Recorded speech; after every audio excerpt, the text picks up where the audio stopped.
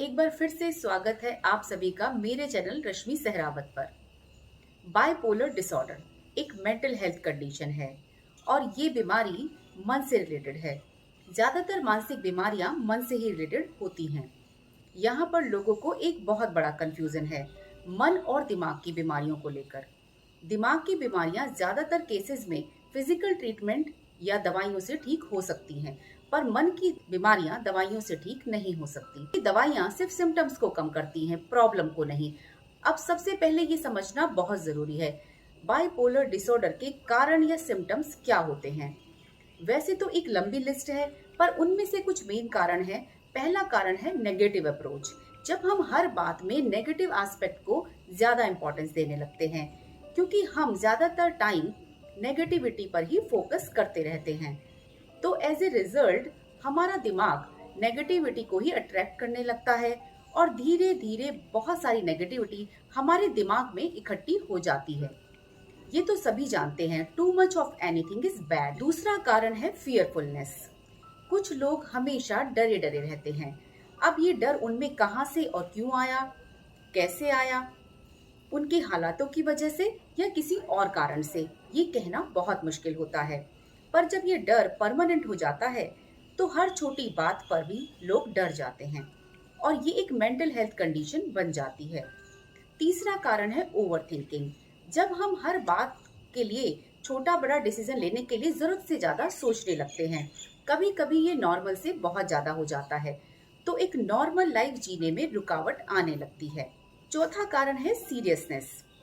जरूरत से ज्यादा लंबे टाइम तक उदास रहना।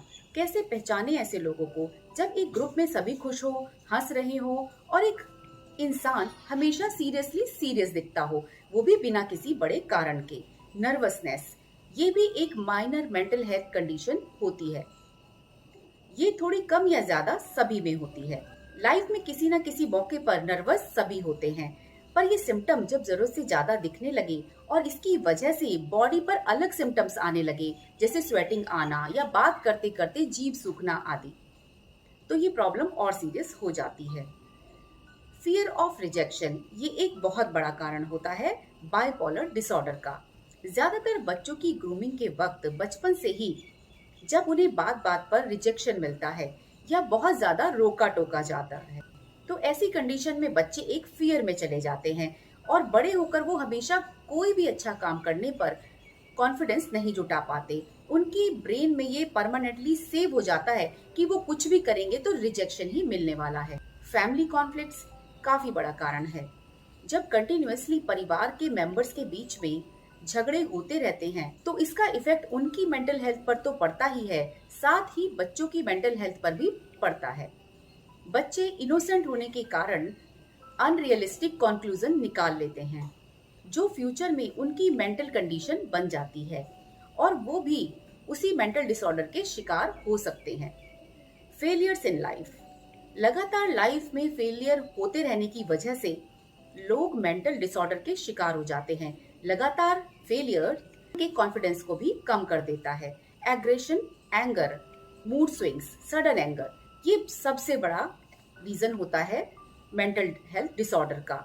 इसमें लोगों को अनकंट्रोल्ड गुस्सा आता है। कई बार कोई विजिबल कारण ना होने पर भी उन्हें सडनली गुस्सा आ जाता है। ऐसे लोगों को अकेले बैठे बैठे बड़बड़ाते हुए देखा जा सकता है। ये लोग कभी भी किसी चीज से सेटिस्फाई नहीं होते हैं। ये लोग हर हाल में अपनी बात मनवाना चाहते हैं, फोर्सफुली या जैसे भी।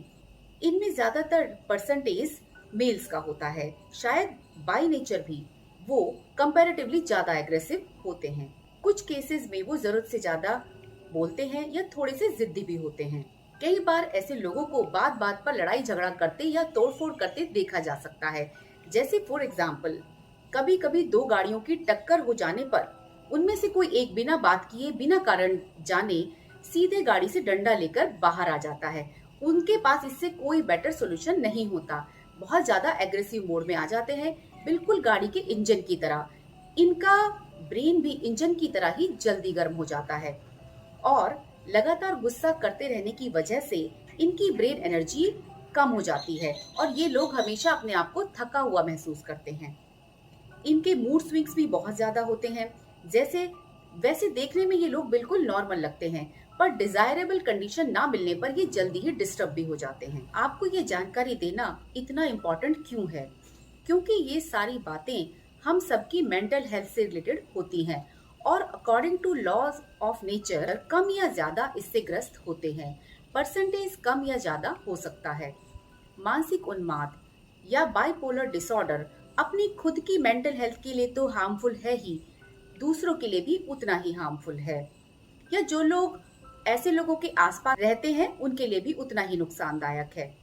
ये एक कम्युनिकेटिव डिजीज की तरह होता है। जैसे एक इंसान गुस्से में चिल्ला रहा हो तो आसपास के लोगों का ब्रेन भी गुस्से या डर से भर जाता है।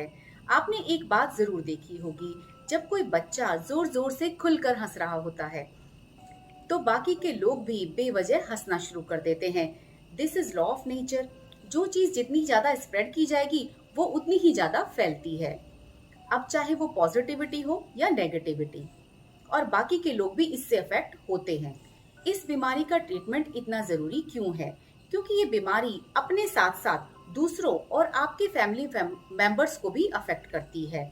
आपका एटीट्यूड आपके बच्चों और डिपेंडेंट लोगों को भी उतना ही, और उनमें तरह तरह के फियर्स और फोबियाज को जन्म देता है। इसलिए इस बीमारी को जितना जल्दी हो सके इसका समाधान ढूंढना जरूरी है, अदरवाइज ये बढ़ती ही चली जाती है और आप पूरी लाइफ इससे सफर करते रहते हैं। हमेशा याद रखिए, ये लाइफ आपको दोबारा नहीं मिलने वाली है, इसलिए इसे ऐसी घातक बीमारियों की भेंट ना चढ़ने दें।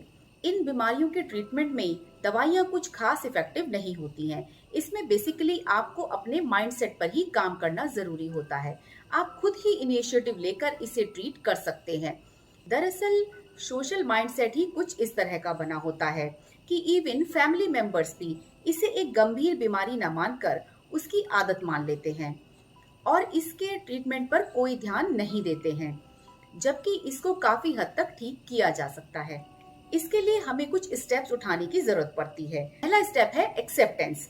एक्सेप्टेंस होना बहुत जरूरी होता है, शायद सबसे ज्यादा जरूरी, क्योंकि यही वो पॉइंट है जो अपने आप को जानने की शुरुआत होती है। एक्सेप्टेंस मतलब प्रॉब्लम हाफ सॉल्व्ड, क्योंकि जब आप इस बात को स्वीकार कर लेते हैं कि मेरे साथ ये प्रॉब्लम है, तो आप कहीं ना कहीं इंटरनली बदलाव लाने के लिए भी तैयार हो जाते हैं। सेकंड स्टेप है सीक हेल्प। या तो आप किसी प्रोफेशनल से या फिर अपने ही किसी फैमिली मेंबर्स के साथ अपनी प्रॉब्लम डिस्कस करके सॉल्यूशन की तरफ कदम बढ़ा सकते हैं। थर्ड स्टेप है इम्प्लीमेंटेशन। इसमें आपको अपने ऊपर ही कुछ बातें इम्प्लीमेंट करनी होती हैं, पर वो क्या बातें हैं जो आपको लागू करनी है? दवाइयाँ इसमें ज्यादा काम नहीं आती हैं, थेरेपीज भी कुछ हद तक ही काम करती हैं, पर एक अल्टीमेट ट्रीटमेंट है जिसको सभी विद्वानों ने एक लास्ट सॉल्यूशन के रूप में माना है लगभग हर समस्या का। अगर आप आध्यात्मिक ज्ञान को सच्चाई से अपने जीवन में उतार लेते हैं तो आपको कभी मनोरोग हो ही नहीं सकते, क्योंकि जब आप सर्वशक्तिमान के प्रति अपने मन को इतनी श्रद्धा और विश्वास से भर देते हैं तो कुछ और भरने के लिए खाली जगह बचती ही नहीं। तनाव जैसी बातें अपना घर कैसे बनाएंगी? लगातार अच्छी और आध्यात्मिक ज्ञान से भरी बातें अगर आप सुनते रहेंगे तो लाइफ को देखने का नजरिया यानी माइंडसेट चेंज हो जाता है, और सारी प्रॉब्लम्स माइंडसेट से ही तो जुड़ी होती हैं। एक्चुअली स्पिरिचुअल नॉलेज हमारे ब्रेन को एक हायर डोमेन पर वर्क कराने लगती हैं। तो फिर जहाँ से हम वर्ल्ड को देखते हैं वहां से हमें सभी प्रॉब्लम्स छोटी लगने लगती हैं। बिल्कुल उसी तरह जब आप फ्लाइट पर होते हैं तो नीचे की बड़ी से बड़ी चीजें भी, बिल्डिंग्स, पहाड़, नदियाँ, सब छोटे दिखने लगते हैं। मन के रोगों का इलाज आध्यात्मिक ही है। मैं सभी मन के रोगियों से ये कहना चाहूंगी कि वो संत कबीर जी की रचनाओं को पढ़ें, क्योंकि उन्होंने शायद ही कोई विषय छोड़ा हो, चाहे वो मन का हो, तन का हो, व्यवहार का हो या भक्ति का हो, जिस विषय पर उन्होंने बात ना की हो। कबीर जी ने मन की स्थिति को बड़े ही निराले ढंग से दर्शाया है। उन्होंने कहा है, विरह भुवंगम तन बसे, मंत्र न लागे कोई, राम वियोगी ना जिए, जिए तो बावरा होए। तो आप भी आध्यात्म में गहरे और गहरे जाएंगे तो उतना ही आप मन की दुनिया से ऊंचा सोच पाएंगे, और बस यही आखिरी रास्ता है मनोरोग से बाहर आने का। अगर आपको ये जानकारी अच्छी लगी हो, यूजफुल लगी हो और कहीं ना कहीं इससे आप अपने आप को कनेक्ट भी कर पाते हो तो कमेंट बॉक्स में जरूर लिखें। मिलते हैं नेक्स्ट वीडियो में एक नई जानकारी के साथ। टिल देन खुश रहिए और दूसरों को भी रहने दीजिए। नमस्कार।